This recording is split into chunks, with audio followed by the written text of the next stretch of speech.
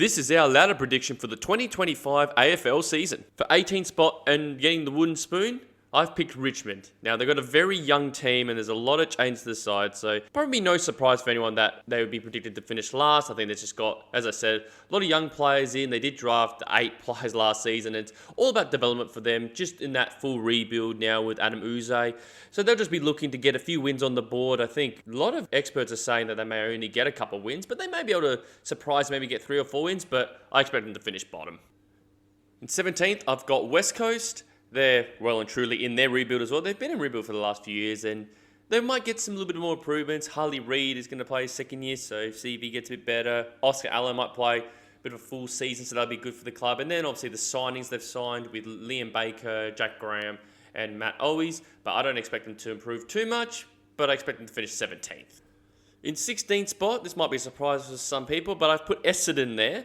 I think it's just because it just looks like the club is looking to just blood in some youngsters to try and get a new group of people to get them going to the next level.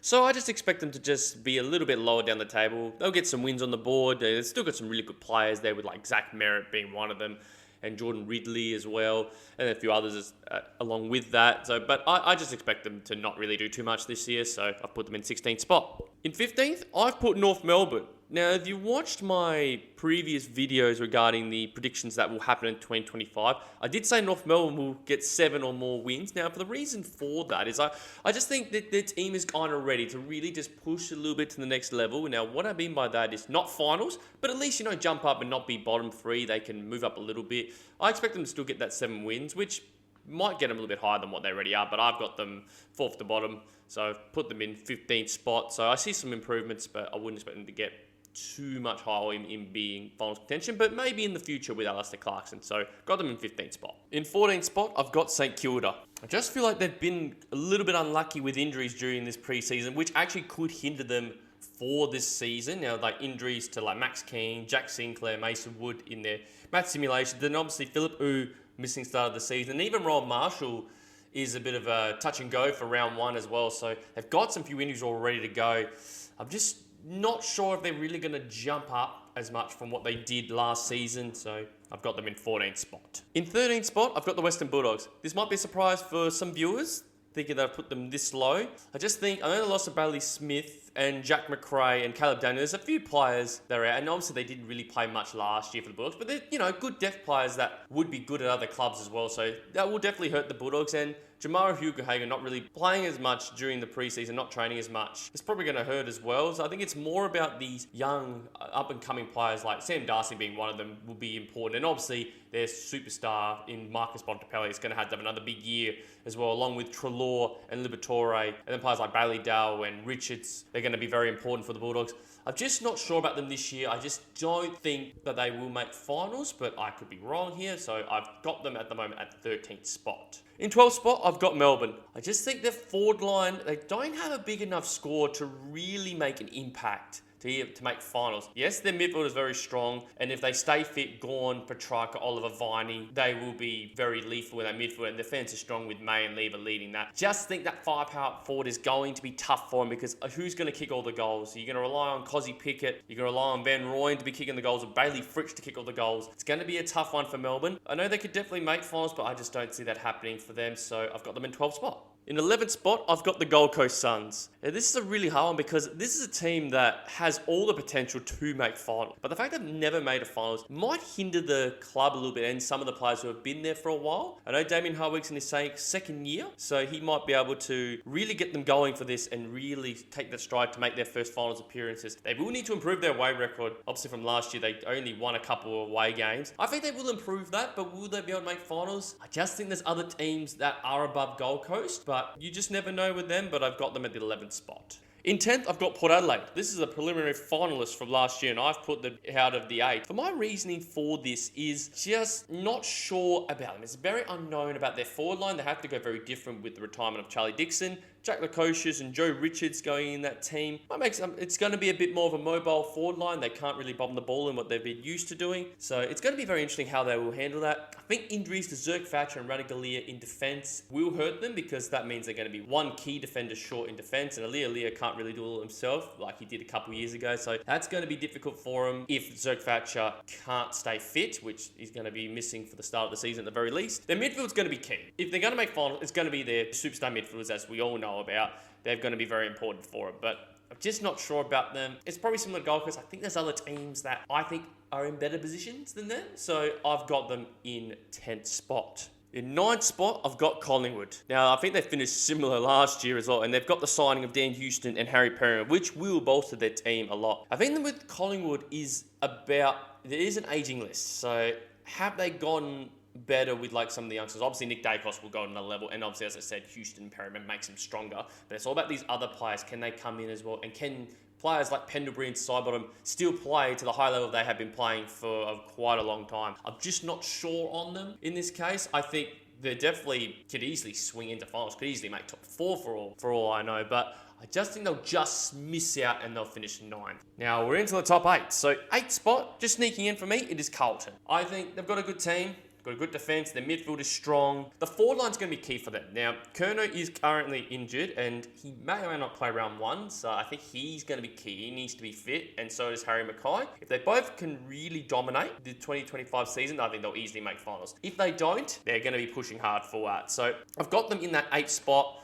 I think they'll just sneak in. Might get some big wins towards the end of the season. They'll get them in the 8th, so I've got them in 8th spot. 7th spot, I've got the LA Crows. Could be a surprise for people, but some of the media are saying they can make the top 8. I just think they've got a bit more depth. Their signings are very good. Alex Neil-Bullen, Isaac Cummins if he stays fit. James Peatling could be a very good signing too. I think they've just got some players that just add a bit more depth to the club.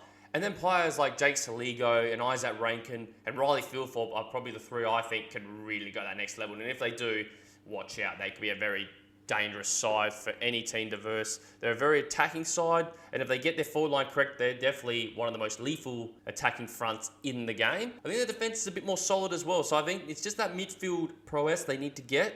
Just got to get that midfield depth, which I think they now do with Peatling, and Neil Bullen can go into there as well. Sid Draper they recruited too in the draft. He could be a very important player as years go by. But I think it's ready now. Matthew Nicks, if he doesn't make finals, he's going to be sacked. So this is the year for them, and I think they're ready to go. So I've got them in 7th spot. In 6th spot, I've got Hawthorn. Now, a lot of them saying premiership contenders. Possibly could. But for me, I think they will just be where they're at.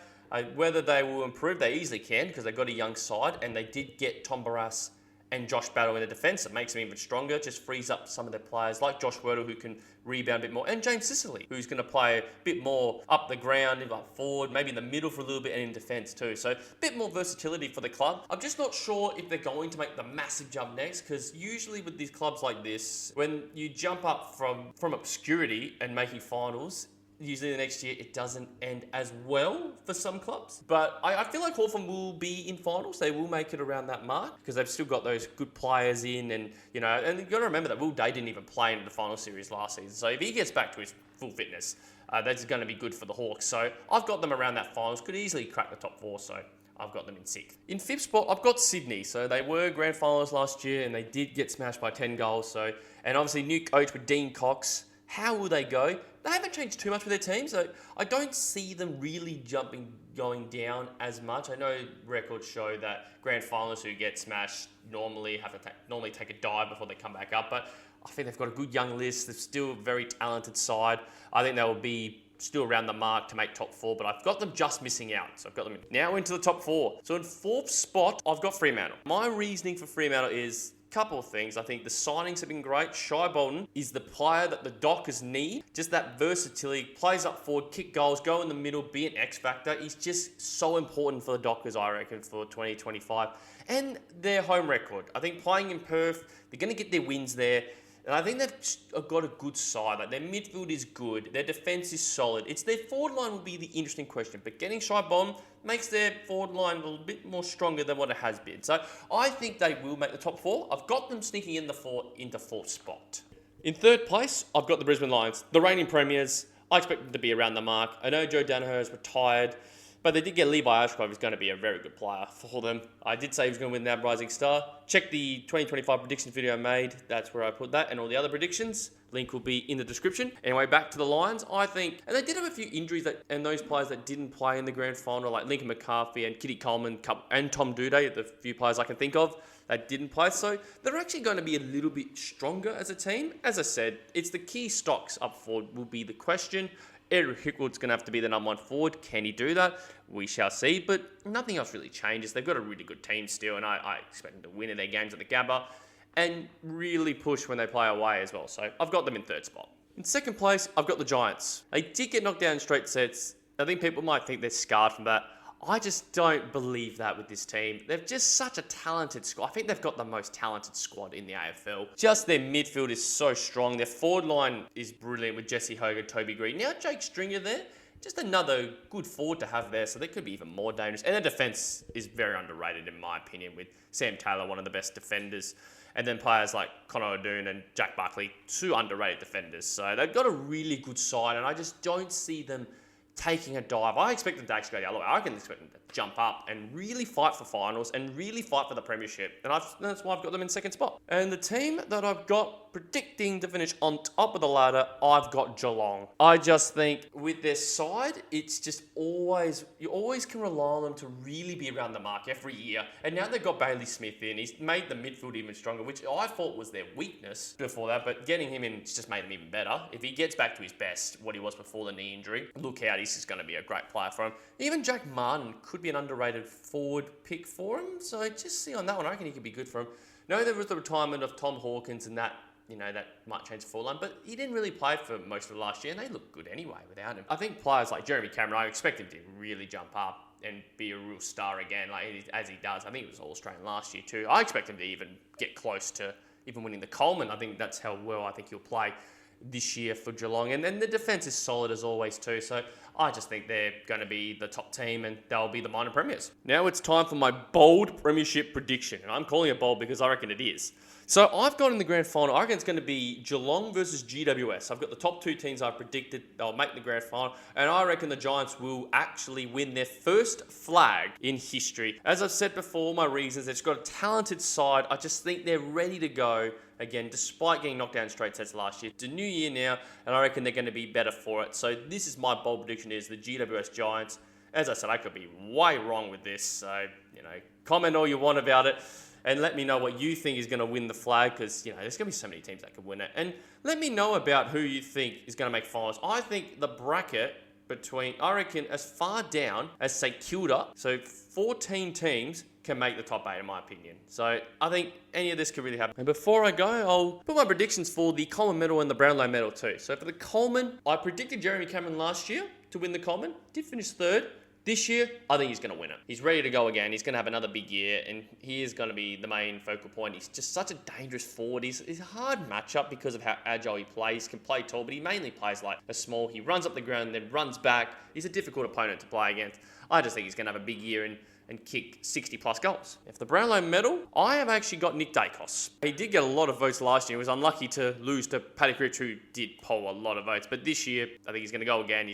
He's just destined to win a Brownlow. I did have Marcus Pontepee last year, and he could easily win it this year. But I just think Nick Dacos, the umpires love it, and the media love him, and he just plays just great football all the time. He's just a great player to watch, so I think he's going to be ready to go, and he will win the Brownlow for 2025. Well, this was my ladder prediction for 2025. Let me know what you think of this ladder prediction. Let me know your ladder prediction. Let me know in the comments of who you think is going to make finals, who's going to miss out, who's going to win the Coleman, who's going to win the Brownlow, and who is going to win the flag. This wasn't the only predictions I've actually done. I've actually done a prediction for every AFL club that is going to happen during this season. So if you click this video now, and you can see for yourself.